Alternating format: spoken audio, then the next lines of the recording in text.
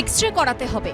প্রেসক্রিপশনে এই কথা ডাক্তার লিখে দিচ্ছেন ঠিকই, কিন্তু তা করাতে গিয়ে কালঘাম ছুটে যাচ্ছে রোগী এবং তাদের পরিবারের। তার কারণ হাসপাতালে বন্ধ এক্স-রে সেন্টার, তাই এক্স-রে করাতে যেতে হচ্ছে অন্য হাসপাতালে। তবে সেখানে গেলেও যে সহজে কাজ মিটছে তা নয়। এই ছবিটা কলকাতা মেডিকেল কলেজের। পিপিপি মডেলে তৈরি ডিজিটাল এক্স-রে সেন্টার বন্ধ, আর তাই যারা ডিজিটাল এক্স-রে করাতে কলকাতা মেডিকেল কলেজে আসছেন তাদের রীতিমতো দিশেহারা অবস্থা, এবং দিশেহারা অবস্থা চাপ সামলাতে গিয়ে হাসপাতালের কর্মীদেরও। হাসপাতাল সূত্রে খবর, 24 দিন ধরে হাসপাতালে বন্ধ রয়েছে পিপিপি মডেলে তৈরি একমাত্র এক্স-রে সেন্টার। রোগীদের একাংশের দাবি, চিকিৎসক এক্স-রে করাতে বললেই ছুটতে হচ্ছে ক্যালকাটা স্কুল অফ ট্রপিক্যাল মেডিসিনে। তবে সেখানে খালি হাতে গেলে হবে না, লাগবে হাসপাতালের ডেপুটি সুপারের অনুমতি। ডেপুটি সুপার সই করে দিলে তবেই সেই নথি গ্রাহ্য হবে। অভিযোগ, সেখানেও অপেক্ষা করতে হচ্ছে 2 থেকে 3 ঘন্টা। 10টায় কাগজ জমা দিয়েছি, এক্স-রে করাবো কোমরে। এখন 12টা মতো হবে, জানি না কেন। কলকাতা মেডিকেল কলেজ হাসপাতালে একমাত্র সরকারি ডিজিটাল এক্স-রের ব্যবস্থা রয়েছে প্রসূতি বিভাগে, কিন্তু অভিযোগ সাধারণ রোগীর জন্য তা খুলতে খুলতে বিকেল 5টা।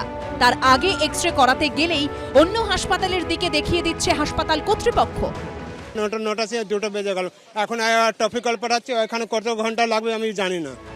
কলকাতা মেডিকেল কলেজ সূত্রে খবর, এতদিন যে সংস্থা এই এক্স-রে সেন্টারের বরাত পেয়েছিল তাদের মেয়াদ শেষ হয়ে গিয়েছে। নতুন সংস্থা বরাত পেয়েছে, কিন্তু পুরনো সংস্থার সরঞ্জাম সরিয়ে ঘর খালি করে নতুন সংস্থা সেখানে ডিজিটাল এক্স-রে ইউনিট খোলার আগে অনুমতি নিতে হবে অ্যাটমিক এনার্জি রেগুলেটরি বোর্ডের। সূত্রের খবর, তার জন্য সময় লাগবে অন্তত 3 মাস।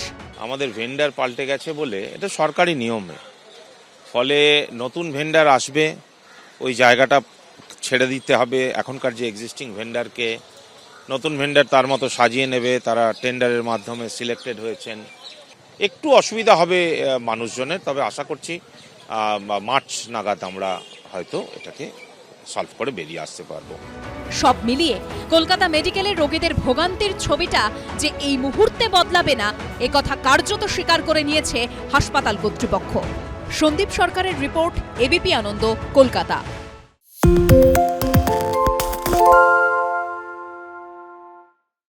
সত্য অন্তহীন, সত্যের খোঁজও তাই, সত্য সন্ধানে তাই আমরা অক্লান্ত, অকুতভয়। এবিপি আনন্দ নতুন ভাবনার প্রতীক, যা মনে মুক্ত, তথ্যে যুক্ত এবং যাবতীয় সীমানার বাঁধন থেকে মুক্ত।